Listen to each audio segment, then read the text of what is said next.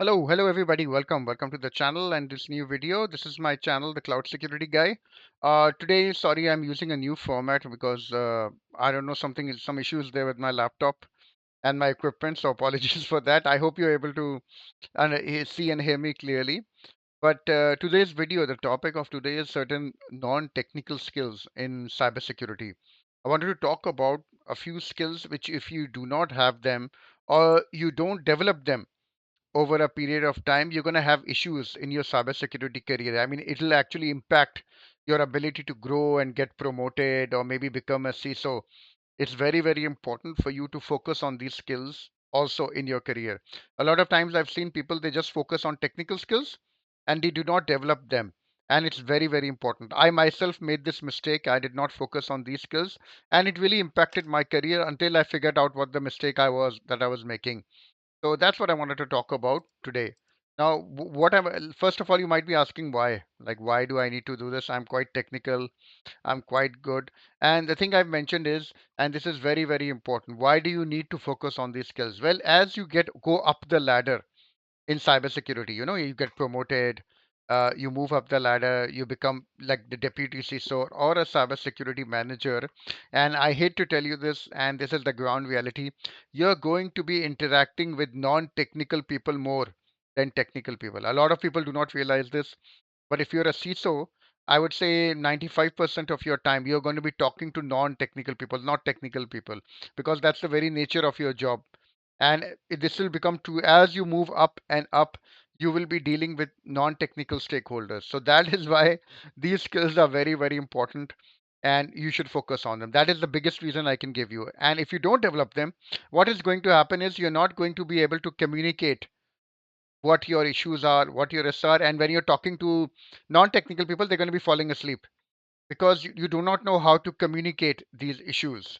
So that's why it is so important to focus. Please do not take these things lightly. Otherwise, it will impact your career growth over the longer period. So first of all, I want to talk about return on investment. And you might be thinking, what the hell is that? If you've never heard of this before, it's very simple. A lot of times people focus on risk management, right? Like if you don't do this, this is the risk. But what you do not focus on is return of investment. Now, management, when they approve money, when they give you money to implement that security solution or whatever, they have one thing in mind. Especially from the finance people. How will these security investments translate into reduced risk and financial value over the next 3 to 5 years? What's the benefit? I'm approving 1 million, $2 million for this solution. What happened? You can't just tell them, oh, nothing happened. That's the whole point of the security solution, right? If you do that, they will say, okay, we're just wasting this money. And you might think that the risk is there, and it might very much be there. But if you're not able to communicate this, you're not able to make them understand that look, by implementing this we've mitigated and we've gotten this financial return. A lot of times what people say, yeah, we've mitigated this risk, you can unfortunately only use that so many times, because after a while management is going to say, okay, big deal, have we saved any money, what is the value, and you need to be able to communicate this. So that is the return on investment. You need to show that. uh, and what you can do is, I'll give you a story of mine. My friend, let's call him Alex. He actually started doing this because when budgets started getting cut, management was not approving new solutions, right? New budgets and all that. So what he started doing, he learned this, doing this return on investment, and he started adding this cost benefit analysis. What he did was he compared the cost of implementing a solution to the cost of getting compromised.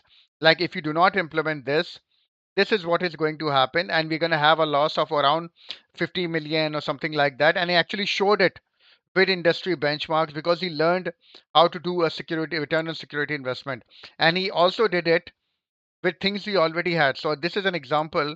What happened was he had implemented an email filtering solution to stop phishing attacks, and actually a phishing attack was blocked. So instead of just saying, yeah, we did it, he actually showed them, look, we had a phishing attempt and that could have compromised over 10,000 records. And based on the cost of breaches in the healthcare, this sort resulted in 1.5 million in HIPAA fines. He works in the medical industry, right? Plus reputational damage and lost business. And because we invested $10,000, we averted, like we saved around 1.5 million disaster, a 150 times return on the initial investment. This is the language business will understand and appreciate. And he attached industry benchmarks also. So he showed them, look, this is the average cost of a compromise in the industry. And by implementing this, I was able to save this amount of money. And this is what you need to do. You need to actually show them, look, by doing this, this is what I am actually able to do. This is the amount of money I'm about to save. So how do you learn this? Well, it's not rocket science. It's not something which is like only financial people can do or the CFO can do. You can easily take courses in financial analysis or business metrics. There are million free YouTube videos there. Just find out, Google it on YouTube and search for it and practice. Okay, once you've learned it, you need to practice presenting your security initiatives, showing the cost versus the potential cost of a breach, right? And take help if you have finance people, if you know within your job or outside the job, take their help and show it to them, and is this making sense? And you will slowly over time actually learn how to do this. But I cannot stress the importance. It is no longer enough to just say, yeah, we need this or we're going to get a fine. You need to show the value over a 3 to 5 year period. You need to show the value. What if happens if we do not implement this, and what's the big deal by not implementing this? Will we save money? So without showing this, you're going to have a very big issue going forward when you're not able to highlight this financial value. So please keep this in mind. Very important. Okay, the second one is report writing. Now, this is something people say, oh, I know how to write reports, but no, I'm talking about actually communicating it to non-technical people. And that's why I've written it such like bold words so you can understand. No matter how advanced your technical skills are, it will not matter if you're not able to communicate effectively with non-technical people. They are not interested in technical words on web application firewall, SQL injection, prompt injection, whatever, DDoS attacks, ransomware. Some of these terms they might understand, but unless you're able to make them understand how this will impact the business and in a simple, straightforward way, you will find this as you move up the ladder.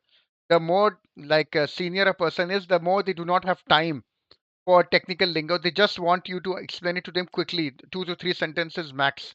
And that's very important, right? So let's take an example. So supposing I'm sending a report to the CEO about an incident.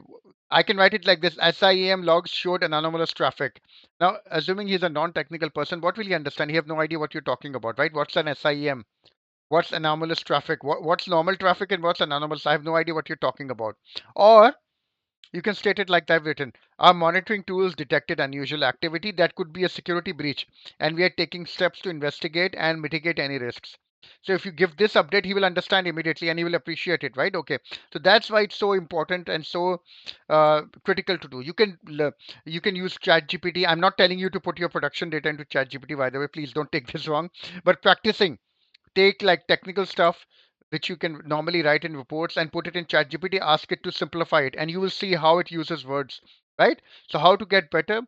Honestly speaking, writing is like working out. You're the like when you go to the gym and work out, slowly over time, you get that your muscles build up, right? Similarly, the more you write, the easier it will get, right? So start practicing concise writing. Make your report smaller words and very to the point, right? Challenge yourself to explain technical topics in plain language. I used to give the example of the grandmother test. So go and explain to your grandmother about like a SQL injection in a completely non-technical way and see if she understands. The more you practice it, the more better you'll get. You can attend workshops also. There are clubs like Toastmasters which actually practice people with public speaking. And remember, very important, focus on outcomes. What does that mean? When you're telling management about something, about a security issue, in always focus on the business outcomes. Ask yourself, so what? We had a DDoS attack, so what? Okay, this DDoS attack led to this X amount of revenue being lost, right? We had a, I don't know, SQL injection, so what? Explain it to them. Okay, this led to XYZ business disruption.